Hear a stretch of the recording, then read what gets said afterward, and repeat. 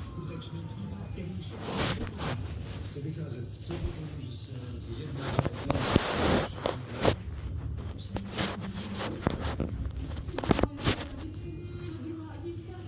Pokud vznikne dojem, že jste ho dohnal k sebevraždě, můžete být obviněn ze zabití. To je mi jasné.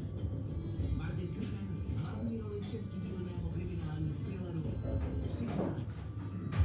Všechny díly najdete už nyní v iVysílání. Česká televize je partnerem Akademie věd České republiky. Věda je jako dobrodružná výprava, plná nečekaných objevů a vzrušujících výzev. Přidejte se k nám a navštivte festival Týden Akademie věd České republiky. Nahlédněte do vědeckých laboratoří a bavte se interaktivními workshopy. Od 3. do 9. listopadu po celém Česku.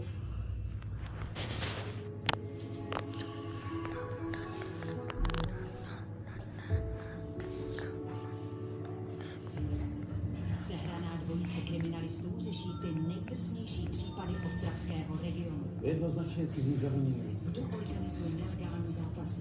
Jaký je skutečný motiv vraždy studentky ve vlaku? A dopadnou ranního vraha dřív, než si vybere další oběť. Vždycky se přiznat.